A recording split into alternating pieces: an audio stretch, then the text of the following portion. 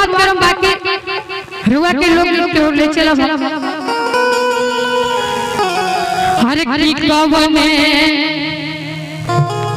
विजय भैया विजय अकेला जी अगर हमारा आवाज रुआ सुनत हो आई बाबा लइका चौका पे बैठल बा हां जब ओकर तिलक चढ़े के समय आइल बा लइका रूसल बतौरा भाव से सकी लोग कहत हर की कवने कारण बबुआ रूसल बारे अरे भाई पाछा महे भूसुकल बारे आई मीठा मीठा बजा ले कवने कारण बबुआ रूसल बारे पाछा महे भूसुकल बारे हो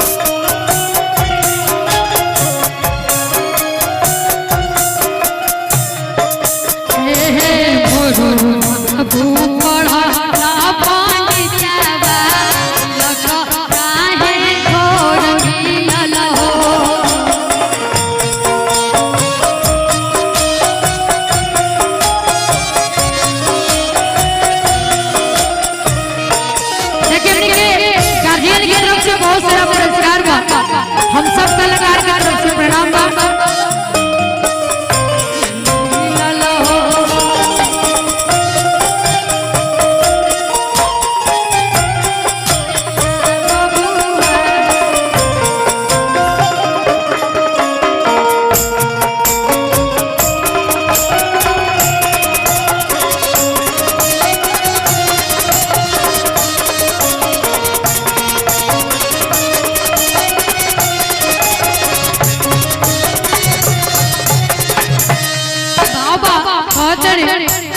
शिकारी कारण बबुआ रूसल बारे पाछा महे भूसुकल बारे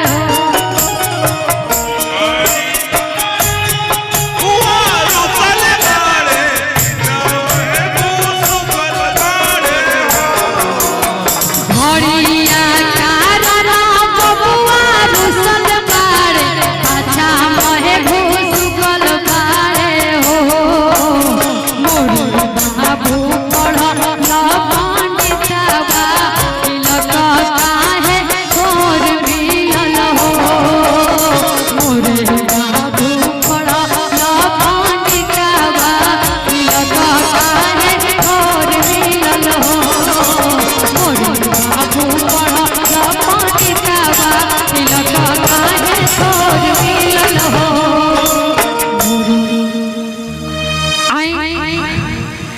शादी के अगर गीत गावे चल जाई तो बहुत सारा प्रोजेक्ट बा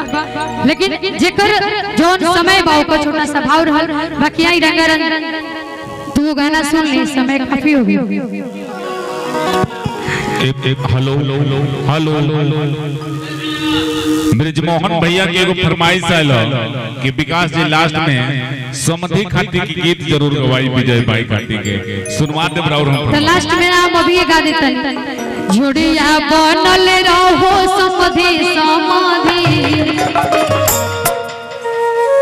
देखिए बात सुनिए जो मार्केबल बात होता है उस पे हमेशा फोकस करना चाहिए सोहर बिना लेके केना गवाला का समधि समधि के गीत को बिना लेके केना गवा रउआ अनाउंस कर देनी हम गा देनी वो बात के बात लेकिन जे एकर हकदार बा ओई जीवन तक चल के ओकरा आवे के भाव बा कहे अरे त जोड़िया बनल रहे।